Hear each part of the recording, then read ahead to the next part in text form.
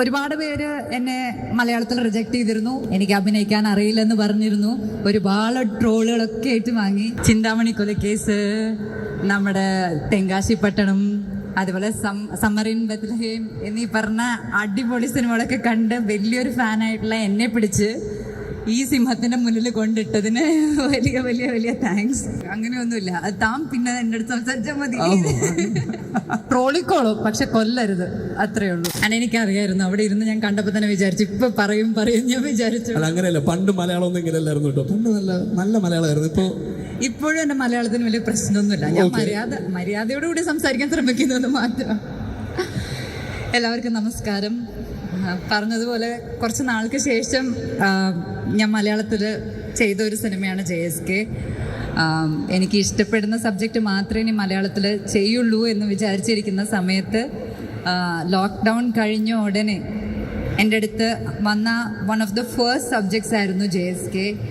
And എനിക്ക് തോന്നുന്നു ഞാൻ എൻ്റെ കരിയറിൽ തന്നെ എൻ്റെ ലൈഫിൽ ട്രാൻസ്ഫോർമേഷൻ നടന്ന ഒരു സമയമായിരുന്നു ലോക്ക്ഡൗൺ. അതിനുശേഷം എന്നെ ഇത്രയധികം ട്രസ്റ്റ് ചെയ്ത് ഇത്രയും ഹെവി ആയ ഒരു ക്യാരക്ടർ തരാൻ കാണിച്ച ധൈര്യമാണ് ഞാൻ പ്രവീൺ ചേട്ടനെ ഫസ്റ്റ് ഓഫ് ഓൾ അപ്രിഷ്യേറ്റ് ചെയ്യുന്നത്.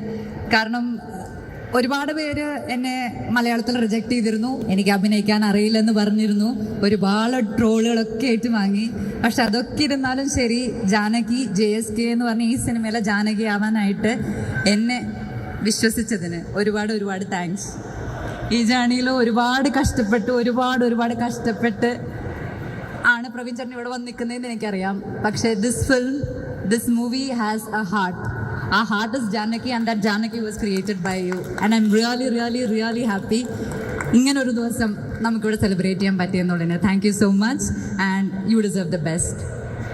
Secondly, thank you so much for giving me an opportunity to work with Suresh sir. Chinthamani കൊലക്കേസ്, നമ്മുടെ തെങ്കാശിപ്പട്ടണം, അതുപോലെ സമ്മർ ഇൻ ബെത്ലഹേം എന്നീ പറഞ്ഞ അടിപൊളി സിനിമകളൊക്കെ കണ്ട് വലിയൊരു ഫാനായിട്ടുള്ള എന്നെ പിടിച്ച് ഈ സിംഹത്തിന്റെ മുന്നിൽ കൊണ്ടിട്ടതിന് വലിയ വലിയ വലിയ താങ്ക്സ്. എനിക്ക് എൻ്റെ കഥാപാത്രത്തിനെ കുറിച്ചോ ഈ സിനിമയിലെ കഥയെക്കുറിച്ചോ ഞാൻ ഒരുപാട് പറയുന്നില്ല. പക്ഷേ എൻ്റെ ലൈഫിൽ തന്നെ ആസ് എൻ ആക്ടർ എനിക്ക് ഭയങ്കര ചാലഞ്ചിങ്ങും ഭയങ്കര എക്സൈറ്റിങ്ങും ആയിരുന്ന കുറച്ച് മൊമെൻറ്റ്സ് ആയിരുന്നു സാറിൻ്റെ കൂടെ എനിക്ക് കിട്ടിയത് സിനിമയിൽ. ആൻഡ് അതും ഫസ്റ്റ് ഷെഡ്യൂളിലും അപാരധൈര്യം തന്നെയായിരുന്നു അത്. സോ അങ്ങനെ ചെയ്ത സീനുകളും ഈ ഒരു സിനിമയും നിങ്ങൾക്ക് എല്ലാവർക്കും, സിനിമയെക്കുറിച്ച് ഞാൻ കൂടുതലായിട്ടൊന്നും പറയുന്നില്ല, അത് നിങ്ങൾ തന്നെ കണ്ട് ഞങ്ങളുടെ അടുത്ത് അഭിപ്രായം അറിയിക്കുക.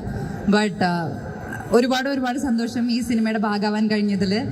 എൻ്റെ ഈ മുന്നിലിരിക്കുന്ന അവരെല്ലാവരും എൻ്റെ കോ ആക്ടേഴ്സ് മാത്രമല്ല, എൻ്റെ കൂട്ടുകാരായി. ഇപ്പം ഞങ്ങൾ ഇൻ്റർവ്യൂസിലൊക്കെ ഇരുന്ന് ഒരുപാട് സംസാരിച്ച് I really remember every single day we had there. Rajesh ഏട്ടനെ ഞാൻ എവിടെയോ കണ്ടായിരുന്നു. രാജേഷ് ഏട്ടൻ, അതുപോലെ തന്നെ എൻ്റെ ADs എല്ലാവരും ഒത്തിരി കഷ്ടപ്പെട്ട് ചെയ്ത പടമാണ്. And that is really special. And Suresh ഏട്ടാ, thank you so much.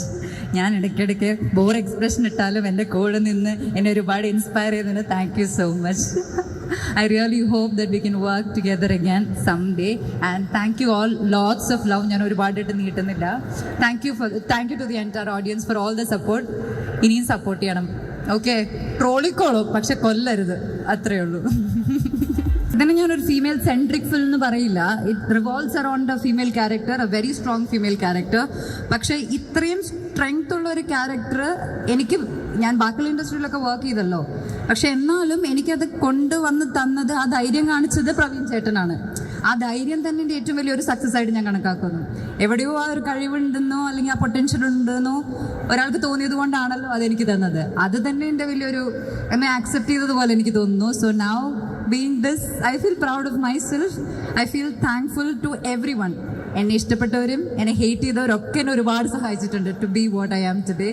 So thank you to everyone. How do you feel to be a Indian super Nayika now? അയ്യോ, അങ്ങനെയൊന്നുമല്ല. I don't think like we have a lot of names to tell like that, especially ഒരു മലയാളിയെ കുറിച്ച് നോക്കുമ്പോൾ ഒരു Indian super നായിക എന്ന് പറയുമ്പോൾ we are actually very proud about that. We are very proud to say that. അങ്ങനെയൊന്നുമില്ല, താൻ പിന്നെ എൻ്റെ അടുത്ത് സംസാരിച്ചാൽ മതി. Okay, so anyway, I think we should say thanks a lot for coming back.